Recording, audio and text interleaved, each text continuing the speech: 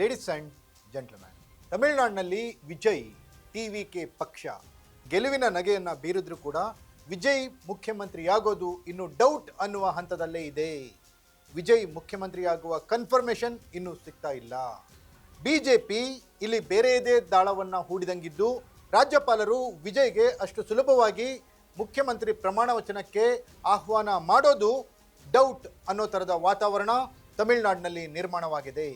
DMK ಮತ್ತು AIADMK ತಮ್ಮದೇ ಆದಂಥ ತಂತ್ರಗಳನ್ನು ಮಾಡ್ತಾ ಇದ್ದು, ಟಿವಿಕೆಯಿಂದ ಗೆದ್ದ ವಿಜಯ್ ಮುಖ್ಯಮಂತ್ರಿಯಾಗುವ ಸಂಭವ ಕಡಿಮೆ ಎನ್ನಲಾಗ್ತಿದೆ. ಈ ಕುರಿತ ಎಕ್ಸ್ಕ್ಲೂಸಿವ್ ಅಪ್ಡೇಟ್ಸನ್ನು ನಾನು ಕೊಡ್ತೀನಿ. ನೆಲ ಜಲ ಭಾಷೆಗಾಗಿ ಪ್ರಾಮಾಣಿಕ ಪತ್ರಿಕೋದ್ಯಮ, ನಾನು ಹೇಮಂತ್.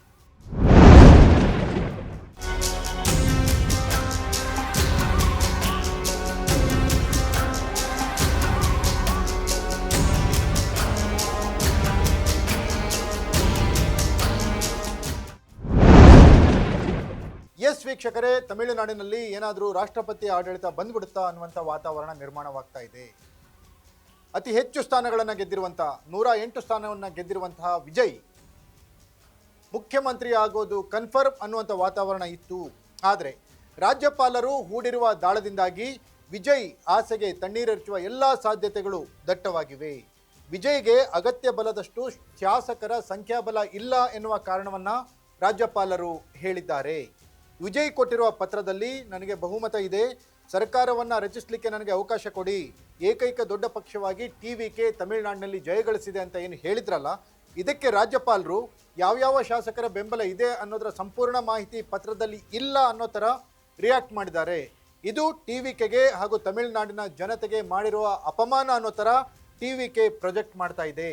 ಮುಖ್ಯಮಂತ್ರಿಯಾಗಿ ಪ್ರಮಾಣ ವಚನ ಸ್ವೀಕರಿಸಲೇಬೇಕು ಅಂತ ಹೇಳಿ ಹಠಕ್ಕೆ ಬಿದ್ದಂಥ ವಿಜಯ್ಗೆ ಇದು ಹಿನ್ನಡೆಯಾಗಿದೆ. ಹಾಗಾದರೆ ಬಿಜೆಪಿ ರಾಜ್ಯಪಾಲರ ಮುಖಾಂತರ ಇಲ್ಲಿ ಬೇರೆ ರೀತಿಯ ರಾಜಕೀಯ ತಂತ್ರವನ್ನೇನಾದರೂ ಮಾಡ್ತಾ ಇದೆಯಾ ಅನ್ನೋ ಪ್ರಶ್ನೆಗಳು ಇಲ್ಲಿ ಉದ್ಭವವಾಗಿವೆ.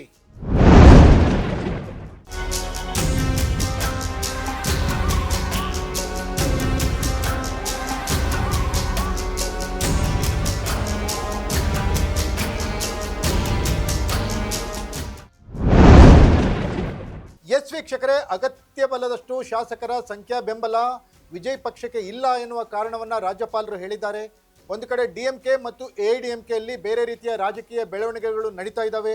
ಇಬ್ಬರೂ ಬದ್ಧ ವೈರಿಗಳು, ಡಿಎಂಕೆ ಮತ್ತು ಡಿಎಂಕೆಯಿಂದ ಹೊರ ಹೋಗಿದ್ದಂಥ ಎಐಡಿಎಂಕೆ ಪಕ್ಷದ ನಾಯಕರು ಇಬ್ಬರೂ ಬದ್ಧ ವೈರಿಗಳು ಒಂದಾಗ್ತಾರೆ ಅನ್ನುವಂಥ ಮಾತುಗಳು ತಮಿಳುನಾಡಿನಲ್ಲಿ ಚಾಲ್ತಿಯಲ್ಲಿರುವಾಗಲೇ ವಿಜಯ್ ಅವರು ಮುಖ್ಯಮಂತ್ರಿ ಸ್ಥಾನವನ್ನು ಅಲಂಕರಿಸಬೇಕು ಅಂತ ಮಾಡಿಕೊಂಡಿರುವಂಥ ಸಿದ್ಧತೆಗಳಿಗೆ ರಾಜ್ಯಪಾಲರು ಬ್ರೇಕ್ ಹಾಕಿದ್ದಾರೆ. ಮತ್ತೊಂದು ಕಡೆ ಎಐಡಿಎಂಕೆಯಿಂದ ಶಾಸಕರು ಹೊರ ಹೋಗದಂತೆ ತಡೆಯಲಿಕ್ಕೆ ಎಐಡಿಎಂಕೆಯ ಒಂದು ಬಣದ ನಾಯಕ ಷಣ್ಮುಗಂ 30 ಜನ ಶಾಸಕರೊಂದಿಗೆ ರೆಸಾರ್ಟ್ಗೆ ಶಿಫ್ಟ್ ಆಗಿದ್ದಾರೆ. ಈ ಮೂಲಕ ತಮಿಳುನಾಡಿನಲ್ಲಿಯೂ ಕೂಡ ಈಗ ರೆಸಾರ್ಟ್ ಪಾಲಿಟಿಕ್ಸ್ ಶುರು ಆಗ್ತಾ ಇದೆ.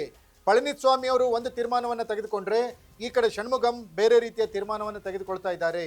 ಅದೇ ರೀತಿಯ ಡಿಎಂಕೆ ಅಧಿಕಾರದಿಂದ ನಿರ್ಗಮಿಸಲ್ಪಟ್ಟ ಡಿಎಂಕೆ ಸ್ಟಾಲಿನ್ ಅವರ ನೇತೃತ್ವದಲ್ಲಿ ಮುಂದಿನ ರಾಜಕೀಯ ತಂತ್ರಗಳ ಬಗ್ಗೆ ಏನು ಅಂತ ಹೇಳಿ ಚರ್ಚೆಯನ್ನು ನಡೆಸ್ತಾ ಇದೆ.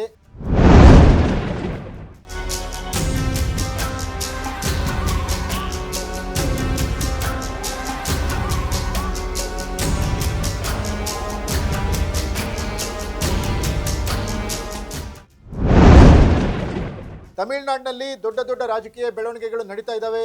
ರೋಚಕ ಘಟ್ಟದತ್ತ ಸಾಗ್ತಾ ಇದೆ ತಮಿಳುನಾಡು ರಾಜಕಾರಣ. ಕ್ಷಣದಿಂದ ಕ್ಷಣಕ್ಕೆ ತಮಿಳುನಾಡಿನ ರಾಜಕಾರಣಕ್ಕೆ ಟ್ವಿಸ್ಟ್ ಸಿಗ್ತಾ ಇದೆ. ಈಗ ಈ ಮೂರು ಪಕ್ಷಗಳ ನಡುವೆ ಸ್ಟಾಲಿನ್ ಅವರ ಡಿಎಂಕೆ, ಹಾಗೆ ಪಳನಿಸ್ವಾಮಿ ಷಣ್ಮುಗಂ ಅವರ ಎಐಡಿಎಂಕೆ, ವಿಜಯ್ ಅವರ ಟಿವಿಕೆ, ಈ ಮೂರು ಪಕ್ಷಗಳ ನಡುವೆ ಹಗ್ಗಜಗ್ಗಾಟ ನಡೀತಾ ಇದ್ದು, ಯಾರು ಅಧಿಕಾರಕ್ಕೇರ್ತಾರೆ ಅನ್ನೋದು ಇನ್ನಷ್ಟೇ ನಿರ್ಣಯ ಆಗಬೇಕಾಗಿದೆ. ಏಕೈಕ ದೊಡ್ಡ ಪಕ್ಷವಾಗಿರುವ ಟಿವಿಕೆ ತಮಿಳುನಾಡಿನ ಅಧಿಕಾರದ ಗದ್ದಿಗೆ ಏರಲಿ ಅಂತ ಜನ ಏನು ಆಶೀರ್ವಾದ ಮಾಡಿದ್ರಲ್ಲ, ಅದಕ್ಕೆ ಬಿಜೆಪಿ ರಾಜ್ಯಪಾಲರ ಮುಖಾಂತರ ತಡೆಯನ್ನು ಒಡ್ತಾ ಇದ್ದು ತಮಿಳುನಾಡಿನ ರಾಜಕಾರಣ ರೋಚಕ ಘಟ್ಟದತ್ತ ಸಾಗ್ತಾ ಇದೆ.